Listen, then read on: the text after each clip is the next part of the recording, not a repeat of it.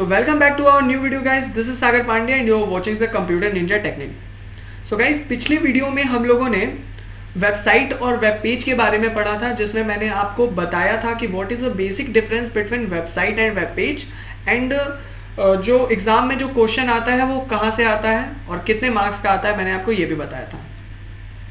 तो चलिए गाइज, आज के हमारे वीडियो का जो टॉपिक रहने वाला है वो हम पढ़ने वाले हैं कि एक स्पेशल तरीके की वेबसाइट के बारे में, जिसको हम लोग वेब पोर्टल का नाम देते हैं या सिंपली पोर्टल कहते हैं। तो क्या होता है वेबसाइट या वेब पोर्टल, इसको जानने के लिए आप इस वीडियो के साथ लास्ट तक बने रहिएगा।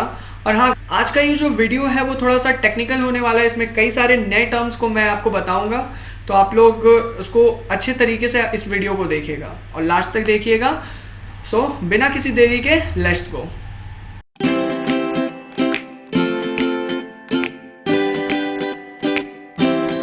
सो गाइज, देखिए आपके सामने स्लाइड्स विजिबल है जिसमें लिखा हुआ है वेबसाइट वर्सेस वेब पोर्टल या सिंपली पोर्टल जिसको कहते हैं। तो वेबसाइट वर्सेस वेब पोर्टल, यहाँ पे मैंने आपको एक डिफरेंस टेबल बना के दिया हुआ है। मैंने अलग से कोई वेब पोर्टल की स्लाइड नहीं बनाई हुई है, क्योंकि इसके थ्रू हम लोग अच्छे तरीके से समझ सकते हैं कि वेबसाइट और वेब पोर्टल होता क्या है और वेब पोर्टल और वेबसाइट में डिफरेंस क्या है। ठीक है, तो चलिए स्टार्ट करते हैं। तो सबसे पहला अगर मैं आपको समझाना चाहूँ तो देखिए, हम लोगों ने पिछले वीडियो में पढ़ा था वेबसाइट जो होता है वो क्या होता है, वो वेब पेजेस का कलेक्शन होता है जिसमें किसी एक पार्टिकुलर टॉपिक के बारे में लिखा होता है। अगर आप किसी वेबसाइट को विजिट किए हो तो आपको ये पता होगा कि जो वेबसाइट्स होते हैं उनमें एक पार्टिकुलर टॉपिक के बारे में लिखा रहता है। अगर आप गेमिंग से रिलेटेड वेबसाइट को विजिट कर रहे हो तो उसमें सिर्फ गेमिंग के कंटेंट के बारे में ही लिखा रहेगा। अगर आप न्यूज से रिलेटेड वेबसाइट के बारे में विजिट कर रहे हो, वेबसाइट के लिए विजिट कर रहे हो, तो उसमें सिर्फ न्यूज लिखे होंगे, राइट। जो लेटेस्ट न्यूज आई होंगी वही लिखे होंगे। वहीं दूसरी तरफ जो वेब पोर्टल होता है वो एक स्पेशल तरीके की वेबसाइट होती है जिसके थ्रू आप सभी चीजों को एक्सेस कर सकते हो, राइट। आप सभी वेबसाइट को एक्सेस कर सकते हो। सभी वेबसाइट मतलब गेमिंग की वेबसाइट को एक्सेस कर सकते हो, न्यूज की वेबसाइट को एक्सेस कर सकते हो, और उसके बाद वेदर की वेबसाइट को एक्सेस कर सकते हो, वेदर के बारे में भी जान सकते हो, कोई इंफॉर्मेशन गैदर कर सकते हो। ठीक है, एग्जाम्पल अगर आप इसका जानोगे तो आपको ज्यादा क्लियर हो जाएगा। जैसे वेब पोर्टल का एक एग्जाम्पल है गूगल, राइट, google.com। अब google.com को हम वेबसाइट नहीं कहते, इसको क्या कहते हैं, इसको पोर्टल कहते हैं। तो या फिर हम कह सकते हैं कि एक स्पेशल तरीके की वेबसाइट होती है, बट अगेन इसको हम पोर्टल ही कहेंगे। वो मैं आपको समझाने के लिए इसको स्पेशल तरीके की वेबसाइट बोल रहा हूं। ठीक है, तो यार google.com एक वेब पोर्टल का एक एग्जांपल है। अब देखो, google.com के थ्रू आप सभी चीजों को एक्सेस कर सकते हो, सभी वेबसाइट्स को एक्सेस कर सकते हो, चाहे वो वेदर की वेबसाइट हो, चाहे वो किसी विकिपीडिया की वेबसाइट हो, चाहे वो किसी भी चीज की वेबसाइट हो। ठीक है, तो आप उसको गूगल के थ्रू, याहू के थ्रू आप एक्सेस कर सकते हो। ठीक है, और तो मैंने आपको बताया कि वेबसाइट क्या होता है और वेब पोर्टल क्या होता है। ठीक है, और अगर दूसरे डिफरेंस की तरफ चले तो यार वेबसाइट क्या होता है, website is a collection of web pages. जबकि हम वेब पोर्टल को अगर एक तरीके से डिफाइन करें तो हम बोल सकते हैं कि web portal is a collection of websites. ठीक है, तो वेब पोर्टल जो होता है वो वेबसाइट का कलेक्शन होता है, जबकि वेबसाइट जो होता है वो वेब पेजेस का कलेक्शन होता है। ठीक है, तो ये चीज क्लियर होगा आपको। और एग्जांपल में मैंने तो वेब पोर्टल का बता ही दिया कि गूगल हो गया, याहू हो गया, रेडिफ हो गया, राइट। जैसे रेडिफ क्या हो गया, रेडिफ जैसे आप जीमेल चलाते हो ना, उसी तरीके से रेडिफ मेल होता है। ठीक है, और ईटीसी कई सारे एग्जांपल हो सकते हैं। उसके बाद जैसे अगर वेबसाइट का एग्जांपल दूं मैं तो cbse.gov.in हो गया हमारे पास, तो ये हमारे पास इसका एग्जांपल हो गया। और भी कई सारे एग्जांपल हो सकते हैं, वेबसाइट तो बहुत सारी है। अब आप खुद से भी एग्जांपल लिख सकते हो अगर आप सोचो तो चलिए आगे चलते हैं बिना किसी देरी के। तो देखिए, यहाँ पे मैंने आपको पिक्चर के मदद से भी समझाने की कोशिश की है। ये हमारे पास एक वेब पोर्टल, मतलब आप समझ लो कि ये वेब पोर्टल है कोई भी तरह का, लाइक गूगल हो गया, गूगल ही मान के चलते हैं। ठीक है, तो ये वेब पोर्टल है, तो इस वेब पोर्टल के थ्रू आप कई चीजों का एक्सेस कर सकते हो। ठीक है, कई चीजों का एक्सेस कर सकते हो, लाइक आप शॉपिंग कर सकते हो, आप पेमेंट कर सकते हो ऑनलाइन, आप न्यूज पढ़ सकते हो, आप जॉब भी ढूंढ सकते हो। ठीक है, कई सारे मैट्रिमोनियल साइट्स को आप विजिट कर सकते हो और मैनी मोर थिंग्स। ठीक है, तो चलिए अब हमको वेब सर्वर्स के बारे में पढ़ना है कि वेब सर्वर क्या होता है। तो अगर आप डेफिनेशन ध्यान से पढ़ो तो आपको दिख रहा होगा कि web server is a computer that stores website on the internet and deliver the web pages to the users on their request. यानी वेब सर्वर एक ऐसा कंप्यूटर होता है जो कि वेबसाइट को स्टोर करता है इंटरनेट पे, और जैसे ही कोई यूजर उसके लिए डिमांड करता है तो उसको तुरंत क्या कर देता है, आउटपुट सेंड कर देता है। ठीक है, तो चलिए इसको एक एग्जांपल के वजह से समझते हैं। जैसे कि मान लीजिए आपने youtube.com के लिए किसी भी सर्च इंजन पे या किसी भी अपने वेब ब्राउजर में गए तो आपने लिखा youtube.com। अब होता क्या है कि youtube.com जैसे ही आपने लिखा तो जो भी उसका सर्वर है उसके पास तुरंत रिक्वेस्ट जाएगा, वो क्या करेगा और उस पार्टिकुलर पेज के लिए वो सर्च करेगा और तुरंत आपको क्या कर देगा, आउटपुट दे देगा। ठीक है, और आपको क्या होगा, वो youtube.com यानी आप YouTube पे डायरेक्ट आपको विजिबल हो जाएगा YouTube। यही होता है ना। तो यहाँ पे इस फिगर के जरिए भी आप समझ सकते हो, देखो आप फिगर से भी समझ सकते हो कि हमारे क्लाइंट कंप्यूटर है, तो क्लाइंट कंप्यूटर क्या करता है, रिक्वेस्ट करता है। किससे करता है, वेब सर्वर से रिक्वेस्ट करता है, और वेब सर्वर क्या करता है, उसको रिप्लाई करता है। किसको रिप्लाई करता है, क्लाइंट कंप्यूटर को। तो जैसे ही वेब सर्वर आपको रिप्लाई करेगा या आपको आउटपुट सेंड करेगा तो आपको वो चीजें विजिबल हो जाएंगी जिसके लिए आप रिक्वेस्ट किए थे। ठीक है, तो आपको वेब सर्वर के बारे में क्लियर होगा। अब देखो गाइस, मैंने आपको सर्वर के बारे में बताया था लेक्चर नंबर 2 में। ठीक है, तो ये सेम डेफिनेशन थी, सर्वर की भी यही डेफिनेशन थी, वेब सर्वर की भी आप यही डेफिनेशन देख रहे हो। लेकिन बहुत कम लोगों को पता है कि एक बहुत छोटा सा माइन्यूट सा डिफरेंस होता है वेब सर्वर और सर्वर के बीच में। इसको आप लोग जान लो तो आपके लिए अच्छा होगा। ये एग्जामिनेशन पॉइंट ऑफ व्यू से इंपॉर्टेंट तो नहीं है, बट अगर आप इसको जान लोगे, समझ लोगे तो आपको अच्छा ही रहेगा, आप कभी भी कंफ्यूज नहीं होगे। ठीक है, या आप भी वैसी गलती नहीं करोगे जैसा सब करते हैं।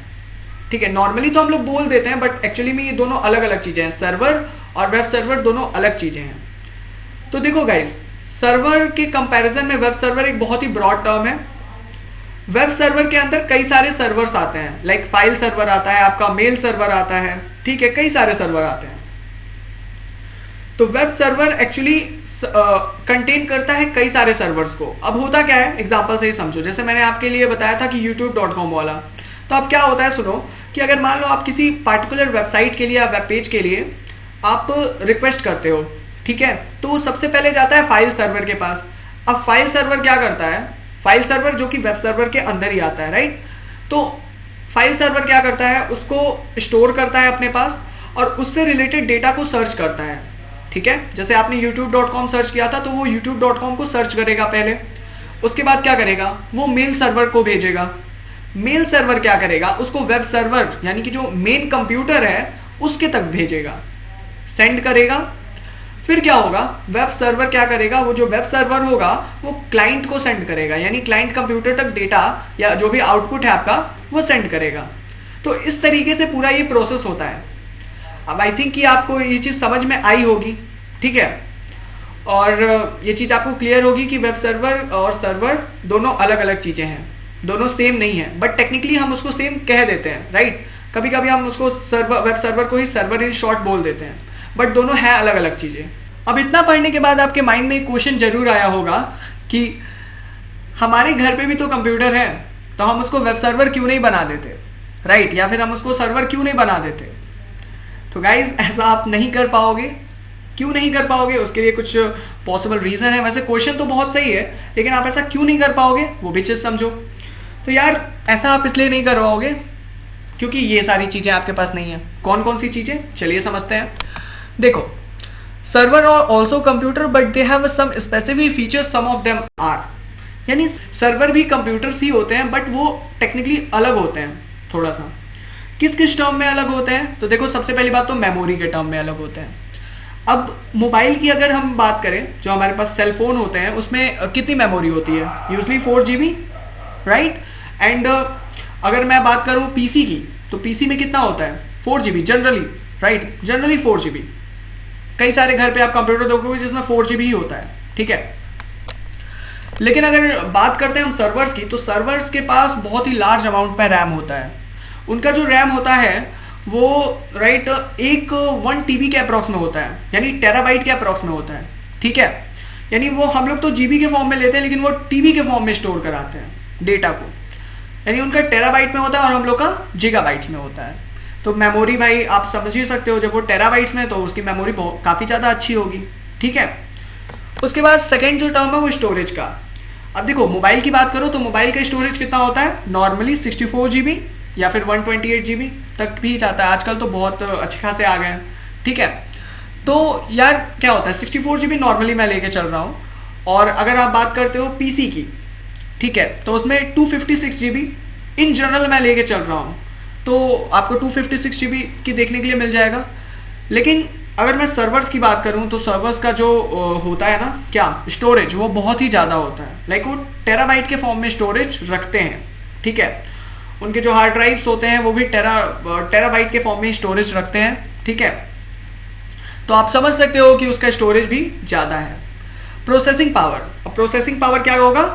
प्रोसेसिंग पावर का मतलब होता है कि जो क्लाइंट्स के जो भी रिक्वेस्ट आ रहे हैं, अब देखो सर्वर के टर्म में मैं प्रोसेसिंग पावर की बात कर रहा हूं, तो उसका मतलब कि क्लाइंट के जो भी रिक्वेस्ट आ रहे हैं वो कितने से जल्दी वो फुलफिल कर रहा है। ठीक है, तो उसकी प्रोसेसिंग पावर पे डिपेंड करेगा।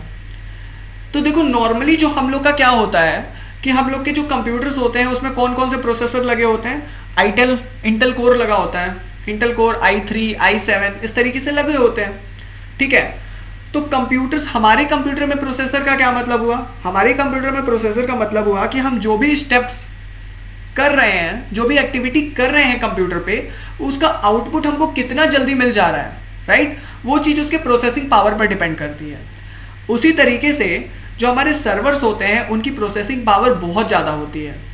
उसमें आपको क्या पता है, उसमें इओन प्रोसेसर्स लगे होते हैं। ठीक है, और इओन प्रोसेसर जो होते हैं वो बहुत ही ज्यादा पावरफुल प्रोसेसर होते हैं। यानी वो क्या करते हैं कि जो भी रिक्वेस्ट आती है क्लाइंट की, वो मिनिमम पॉसिबल टाइम में उसको क्या करते हैं, उस रिक्वेस्ट को फुलफिल कर देते हैं। ठीक है, तो ये उनकी प्रोसेसिंग पावर बहुत अच्छी खासी होती है। ये चीज आप इंटरनेट पे भी पढ़ सकते हो। अगर आप इओन प्रोसेसर लिखोगे तो आप इंटरनेट से भी आप पढ़ सकते हो। खैर आपको पढ़ने की जरूरत नहीं है क्योंकि मैंने आपको बता ही दिया और इतना ही आपके लिए काफी है। चौथी चीज बैकअप ड्राइव्स। तो बैकअप ड्राइव्स के फॉर्म में तो देखो हम लोग का बैकअप ड्राइव कौन होता है? Generally hard disk. जो सर्वर्स की जो बैकअप ड्राइव्स होते हैं, अब देखो सर्वर्स को तो बहुत सारे लोगों का डेटा स्टोर करना रहता है। ठीक है, तो जो सर्वर्स की जो बैकअप ड्राइव्स होते हैं वो बहुत ही ज्यादा पावरफुल होते हैं या बहुत ही ज्यादा हाई कैपेसिटी के होते हैं। तो कोई भी अगर डेटा लॉस होता है तो क्या होता है, डेटा लॉस होता है तो उसके अगेंस्ट में तो तुरंत अपने बैकअप ड्राइव से क्या कर लेते हैं, बैकअप कर लेते हैं। तो सोचो अगर उनकी स्टोरेज टीबी के फॉर्म में यानी टेराबाइट के फॉर्म में है, मेमोरी टेराबाइट के फॉर्म में है, तो उनके बैकअप ड्राइव्स को भी टेराबाइट के फॉर्म में ही होना पड़ेगा। तो उनके जो बैकअप ड्राइव्स होते हैं वो भी जनरली क्या होते हैं, टेराबाइट्स के फॉर्म में होते हैं। ठीक है, तो क्या करते हैं जल्दी से जल्दी अगर उनका कोई डेटा लॉस होता है तो वो क्या करते हैं, बैकअप कर लेते हैं। आई थिंक आपको क्लियर होगा कि क्यों सर्वर्स और हमारे डेस्कटॉप कंप्यूटर एक दूसरे से डिफरेंट है। ठीक है, तो इन सारे टर्म्स में हमारे पास डिफरेंट है, तो आप समझ गए होंगे कि हम अपने कंप्यूटर को यानी डेस्कटॉप कंप्यूटर या पर्सनल कंप्यूटर्स को हम सर्वर नहीं बना सकते, चाह के भी नहीं बना सकते, राइट? सो चलिए गाइस, इस वीडियो में इतना ही। अगले वीडियो में हम लोग फिर से कंटिन्यू करेंगे, तब तक आप पढ़ते रहिए। और अगर आपको और भी जानना हो इओन प्रोसेसर के बारे में तो आप सर्च भी कर सकते हो। ठीक है, सो चलिए guys, thank you for watching this video till and.